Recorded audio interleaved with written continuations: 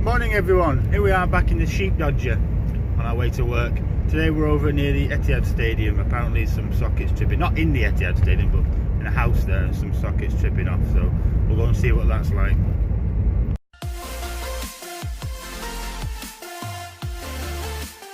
Hi everybody, welcome to the Wild Wild West. Etihad Stadium's about there. That's pretty close.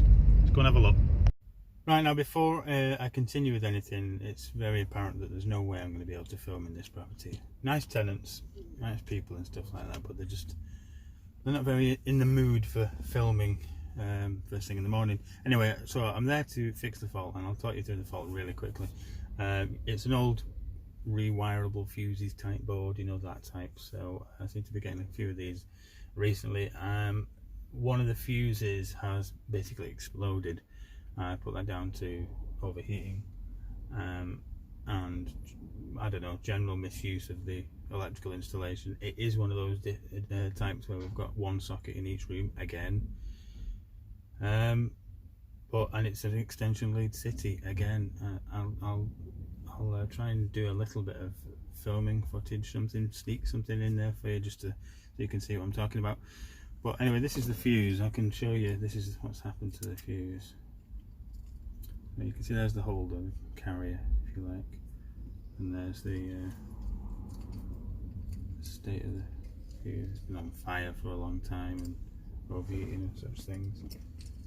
I'm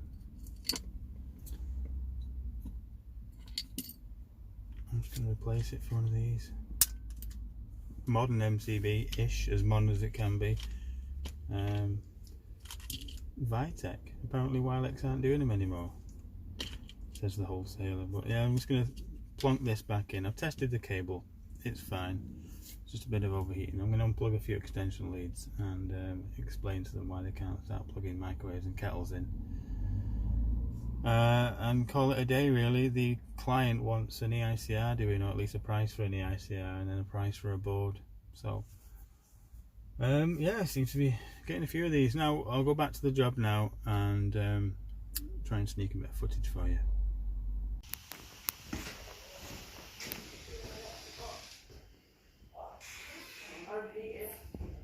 I thought I'd just show you a bit more in depth, or a bit closer up rather, the fuse that we're changing, the one in question. It's just the old rewirable Wilex 15 amp.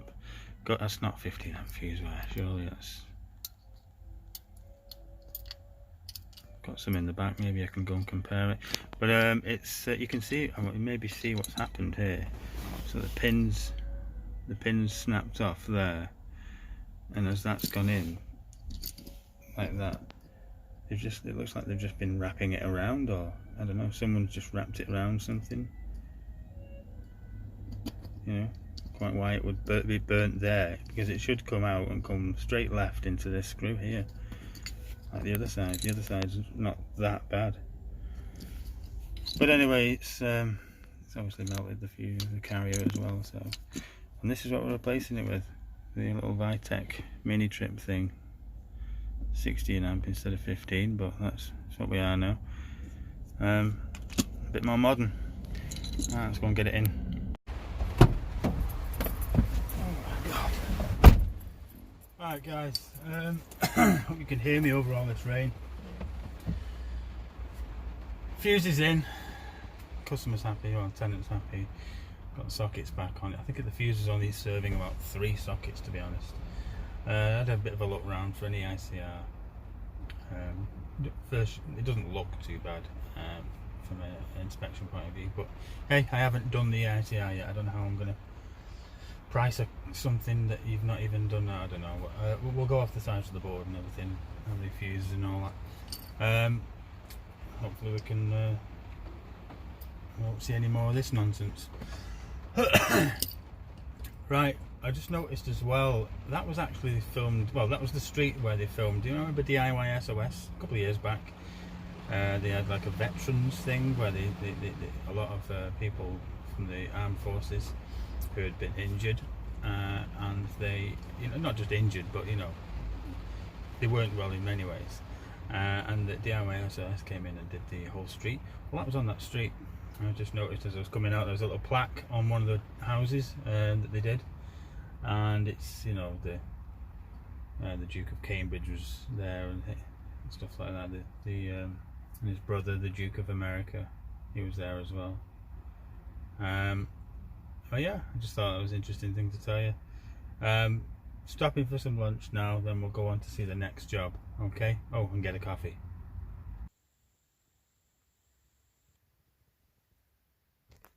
That's exactly my mantra for the channel. Alright guys, we're here at another EICR to do. This is the board. I'm not going to show you too much. There's no one in here, but I'm not going to go and show you too much of the property. Well, there's a dog here actually. So yeah, that'll probably feature into it a little bit, because at the moment it's locked in the lounge, but I can't be doing that all day. So I'll open that up, and no doubt that'll be in my tools, chewing all the leads up. Anyway, this is the board. Show you. Plastic. That's not very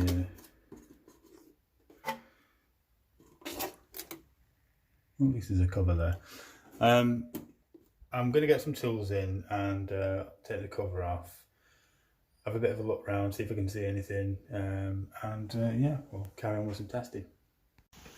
Right, then.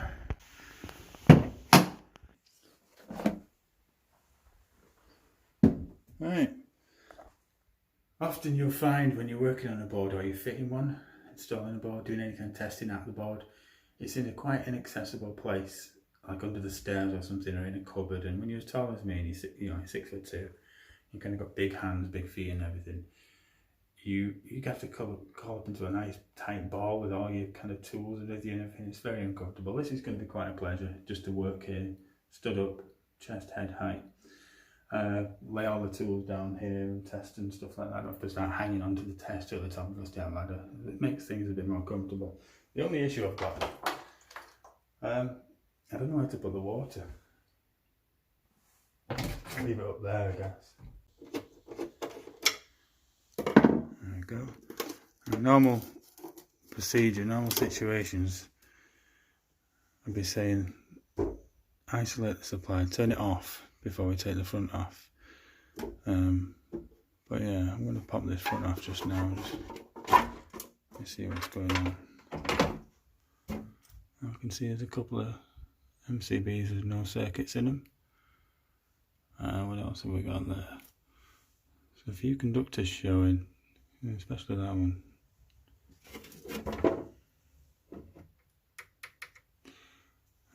I always like to give it a good visual first before I start touching and messing and unscrewing and stuff like that. Good going over with your eyes. Looking for signs of overheating, wrong size MCBs, wrong size cables, stuff like that. Make sure things are in the right, not necessarily the right order. Well, yeah, you do want it in the right order, but also the right terminal and stuff. Obviously this has been an addition, a recent addition, probably maybe within 10 years or something. And there's some new colours here as well. I don't know if you can make that out. We've got a cooker circuit, downstairs sockets, that is, upstairs lights, upstairs sockets, a water heater, which is sometimes usually the boiler, and downstairs lighting. The reason I'm saying that's the boiler is because I've had a walk round upstairs, and there's a Worcester combi boiler upstairs, so they sometimes take the feed from the old water heater and just use that. So that's what lets me think that's a boiler. Okay, I'm going to go and get the torch from the van, and we'll turn everything off before we start getting any tools out. I say torch, you know what I mean. Floodlight, little floodlight. Right, usual palaver, this nonsense of where to hang it. I can try and work out some place to attach it to, so I can kind of see what I'm working with. To try and hook it up there somewhere. Right, there we go. It's pretty much secured to the door hinge. Hey, needs must. Okay, one of the first things we want to do is isolate and lock off before we do any more testing, anything on the board. Just want to isolate the rest of the supply from where we're going to be working on. So these are the test leads I'm going to be using. ABI approved voltage indicator. Now normally they will have tip connections on the end here, all the way up, only exposing 2 mil of tip.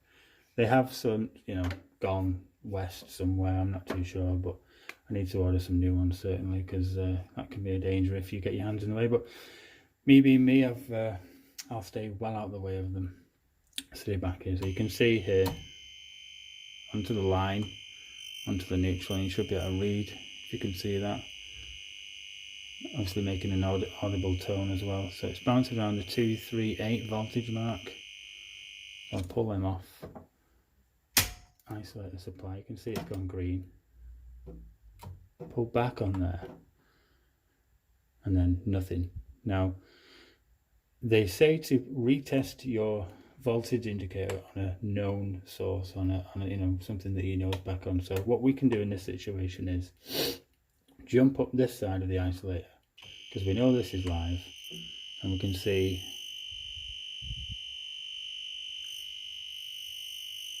it's back up there, so we know it's working. We know the voltage indicator is working, so we know that it's dead down here. Again, it's working, dead down here. Right, okay, so that's it locked off now, isolated and locked off. As you can see, there's no way I can accidentally turn the isolator back on or anything, because this won't allow me. This is just a little lock off kit. Now it's just, you can see it'll open up if I spin the numbers and stuff, or it'll lock if I spin the numbers. I just use this when I'm working on my own. It just stops me. I mean, there's no way you can accidentally turn that on or anything like that, but you know, it's going to lock it off, and I at least know from everything down this side is now going to be dead. I do have in the tester kit a more substantial lock-off kit, keys and such, so give me a second and I'll show you. Okay, so this is the man in hand. So we've got that big chap there, little MCB. What? Just lost. A proper padlock. Got some warning notices, some signs, and there should be keys. Obviously keep them on you at all times, don't leave them near the meter, near the consumer unit. And yeah, another MCB little lock. So that's the other lock off kit. But for what I'm doing here, I don't need any signs. There's no need any of that going on or anything. There's only me in the building. So I will put all this back and we'll carry on with some testing. First test I'm going to do is the ZE. Obviously, the earthing conductor must be disconnected to stop any parallel paths. So you can see 16 mil earth conductor going down to here. I'll go ahead and connect that up. Right, so I'm going to move some stuff around here. So with the on loop, we want turn ATT off, anti-trip technology. This side, you can see, I know it's the blue one, but we know the story behind that. We can see we've got the earthing conductor clamped up and it's disconnected from the earth terminal on the consumer unit. Here we have the probes, the right length of probes. I don't know if you can see that. Not kind of focusing, but you can right tips exposed, right length. And we're going to go in the top where we know it's live. Like I said, we've isolated the bottom, so one in there. Neutral first, line second. Now you can't really see the meter. I'll press the button and then drag it down and show you what it's going to read. There you are, 0.17, and that's the ZE, which of course would be the ZS of this board, but it's the ZE. So, all right, next up we're going to do the PFC and the PSC. The short circuit current and the fault current that could be flowing in the event of a fault. So earthing conductor is back on. You can see here the earthing conductor is screwed back to the earthing terminal up here, and the crock clip just clips straight to them on the machine itself. So we'll flick up to turn the light on so you can see. We'll flick up to there. Now on the PFC we don't need ATT again. You can see on this scale. Up there, out of view for a second. One probe back on there, one probe back on the one on the neutral, one on the line, sorry. And we'll just press that and see what reading we get. Drag it down for you can see it's 1578 amps. Now if we click that over to PSC, try again, probes connected. You can see that there we go, you can see probes connected. So, and I'm now on PSC, press the test button again. Now you can see it's gone slightly higher, it's 1619 amps, or 1.6 kA. Now that's the fault current that will flow in the event of a fault. Now what we're going to do is we're going to take the highest reading of that, which we know is the last one I've just done, the 1619. Take the highest reading of that and record that down. And what happens then is, obviously we now know that these MCBs are, well, we don't now know, but I'm saying these, I know these MCBs are rated at 6,000 amps. So in the event of a fault, 1600 amps will flow through them and they will not explode, they won't blow up, they'll be safe, they'll be fine, and obviously it'll trip the 32 amp, but it won't explode the MCB itself. So that's all good. We'll get that reading wrote down and start testing some circuits. Guess what broke again, guys? This is not good, Q-Tech. This is the second one. So we've got, I need a green and a blue now. I can see me going digging out the old red and blacks from years gone by. Okay, doke. Right, sort a new crock clip out and carry on some testing. I've disconnected the cooker circuit now. See the neutral line and CPC here linked over the line and CPC for the R1 R2 test with the little cracks, and we'll go and check out the cooker. Right, here's the cooker, guys, and this is where we've come up against some of our limitations. No removal of white goods, no removal of kitchen, no access to loft, stuff like that. So this is a white goods, and I even tried to just slightly move it, and it's sticking to the lino and everything. If I pull that out, rip the lino, I'm starting to cause damage to the place and stuff like that. So I'm leaving that in place, and I'm either going to take the front off that, or I might even just plug it into the socket to get a reading. We'll go and see.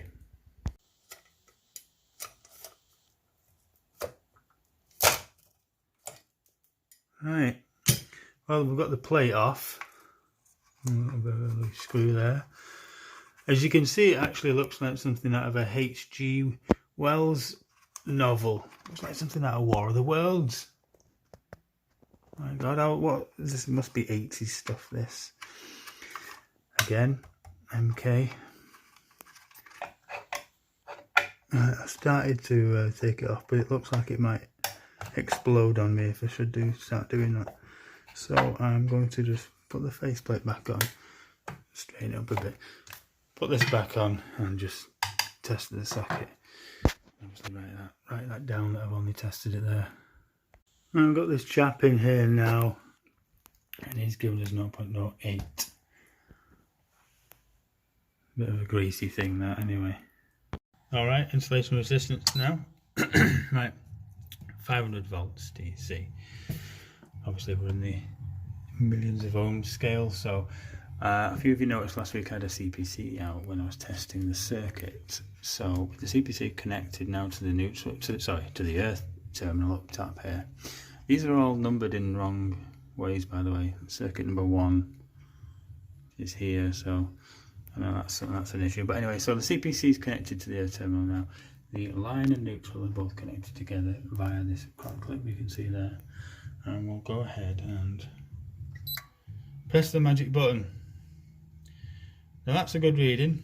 However, what I'm going to do is go over to the cooker and switch the switch, because I believe I've left it in an isolated position. We'll test again. So it's significantly come down. 18 meg ohm, 19 can we get? It's come down an awful lot, hasn't it? It's bouncing there a little bit, but 19 mega. So that's with the obviously the circuit in place there, connected up here. That's with the cooker switch isolated. Sorry, the cooker switch closed. So there's obviously a bit of insulation issues going there, but it's okay. We'll write that reading down and carry on with the next test. Ring continuity on the sockets. Now I know this is a bit of a pet peeve for a lot of people, because some sparks way back when, some sparks even still now, twist the CPCs together on the socket ring, on the ring circuit. So what I do is, I don't really mind. I mean, that's just whatever. I don't really mind. I'll untwist these and I'll put my own sleeving on them and put them back individual. And it'll just allow me to do a bit of testing here. Now, obviously, you can go and test at a socket outlet. You might still come up against the same situation, twisted round CPCs. That's a risk you'll have to take. Maybe when you're doing a bit of sampling, you could just pull the socket off and stuff, and just, you know, you can see what. Oh, I can come back to that later and do some R1, R2 tests and stuff there, and end-to-end testings with your little R1, your little RN, and your little R2. We'll go ahead and get these sleeved up and see if we've got a complete ring. Okay, that's the sleeving on the CPCs, and we'll go ahead and connect our crocks on each end of the ring. Oh dear, with an open ring on the R1, little R1, so we can go ahead and try it on the its neutral. And as you heard, we're getting a reading there, 0.3029. Okay, we'll try the CPC. And we've got another reading there, 0.69. So 2 out of 3 it's called there. 2 out of 3. This guy's got a break somewhere. Obviously, I might pull a few socket fronts off and just see. I'm not going to go too deep, but yeah, there's a break in that ring, obviously, in the on the lines. I've just linked out the line and CPC for that. The new cable, new colour cable, and it's in a 20 amp MCB, and it's, if I follow it, it's going down here, down the wall there, and down there somewhere. It goes in that way. On the other side of this wall is a fitted kitchen, so it kind of goes into, I don't know, cable kind of trunking or something like that. But I'll go and show you where it pops out through. On the other side of that cupboard rather is the consumer, or where I was just pointing. So it must come round and round and round, and I've just found it, and it is supplying the washing machine, supplying the feed to the washing machine. So with the help of this little torch, you can see where it is there. That's the thing. There's just the one socket on this circuit, so I'm going to have to move all this dog food and try and get a reading. Alright, you can see him plugged in there, and you can see we've got a reading of 0.09. So I'm going to go ahead and unplug that wash machine while I'm here, and we'll do a bit of an IR test. Okay, so as you can see, well, maybe you can't, both live conductors are connected to this crock clip here. So it's neutral and line. And here we've got, we'll flick it over to insulation resistance. Can you even see that? 500. This crock clip goes on the earth terminal up here. Obviously CPC connected to the earth terminal up there. Sometimes we forget, hey. No, that's, I'll show you. So we've got, this is connected to here, and we're going to go from here to here and do 500 volts insulation resistance.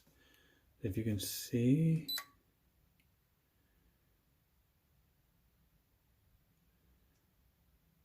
something going on there, it's dropping. And what you can do is undo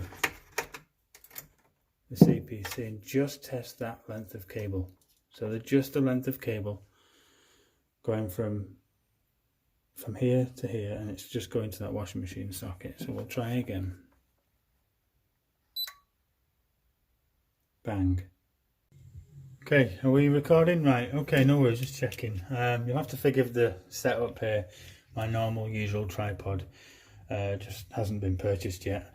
Anyway, so ring continuity on the, I think it's the upstairs socket, yeah, the upstairs socket. So end to end, and a little I want, so you can see there you've got 0.35-ish. I'll try and hold everything in shot, although it's going to be quite hard. So you can see 0. On the neutrals, 0.35 again. They're the same CSA, so you'd expect that, especially if they're the same length as well. Onto the CPCs. And the CPCs are getting 0.88.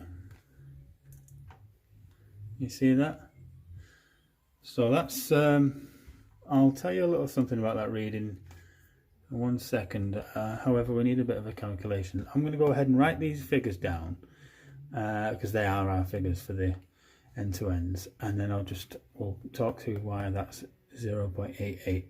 Guys, so regarding that reading we just got, I'm just going to run that through the calculator. So if we do 0.36 as usual, and then we times that by 1.67, we'll get a reading of 0.60, something like that. And that is not the reading we got on when we tested end to end, is it? We got 0.88, I think. Yep, we got 0.88. So that's not the reading we got. So what's happened? Well, basically, the calculation of 1.67 is not required here. Why? Because the CPC, the CSA of the CPC is not 1.5, it's 1 mil. So there's a slightly different calculation to do. So I'll clear all that. So you get your 0.36 back. Double check that, yeah, that was right. Get your 0.36 back. And you times it by 2.5, that gives you 0.90. Now, if you remember back, our CPC reading was, our end-to-end reading was 0.88. So there you have it. There's how we calculate when the cable is 1 mil, when the CSA of the CPC is 1 mil. It's quite a mouthful, but yeah, just thought I'd show you that little one there, because you might come across this kind of stuff in existing properties, buildings, especially these old flats and stuff that they did up in the 60s and 70s and stuff. Don't use it anymore, it's all 1.5, but yeah, if you ran your 1.5 or your 1.67 calculation through that and you got a wrong reading, you might start going around the house looking for faults and high resistance and all the rest of it. But look closely, you'll see a difference between 1 mil and 1.5.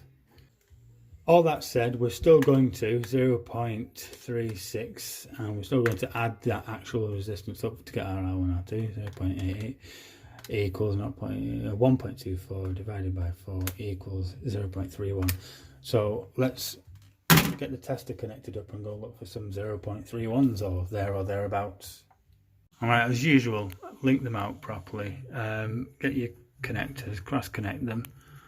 You can see what I've done here. So the line of one goes to the CPC of the other, and the the line of the other goes to the CPC of the original one. So you know what I mean.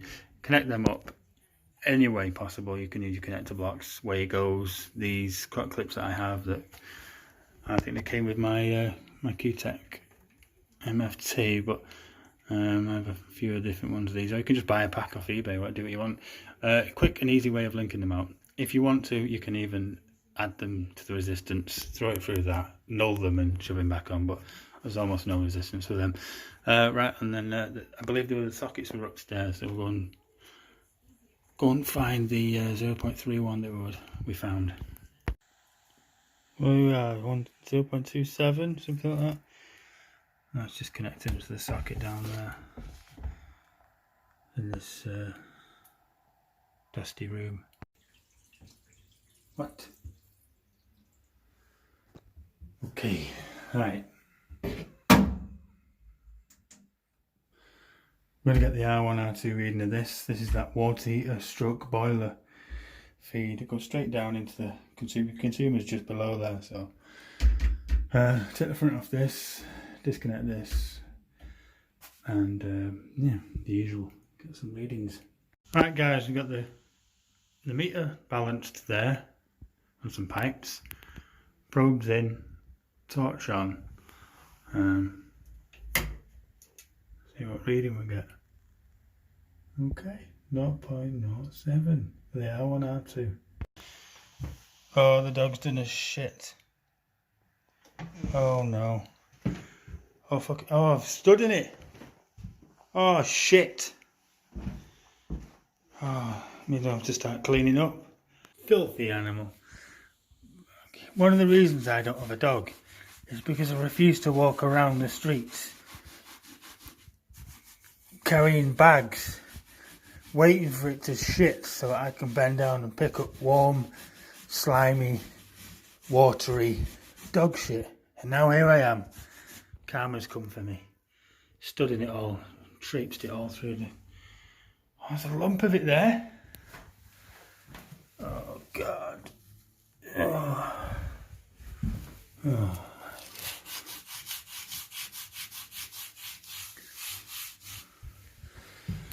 Now I'm tasked with the what on earth do you do with this? I can't throw it in the bin, it'll stink the house out. I can't flush it down the toilet. United Utilities will be on to me. I'm definitely not putting it in the van. Just like to show you, this is one of the lights in the lounge area. Know what's going on there. No CPC, cables buried, God knows where, what the connections are like.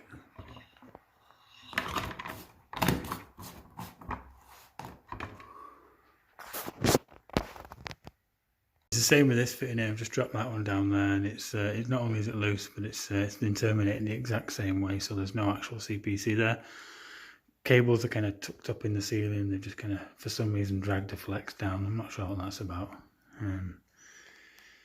Yeah, you're getting a C1 for what you did upstairs.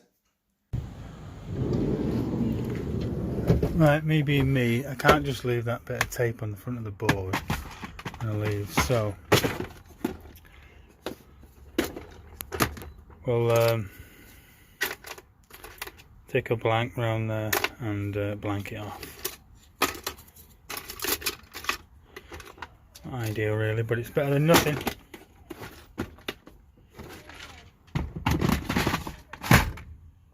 Right, we're all done here now. Board's back together. You can see if you can put a blank in it where that tape was before.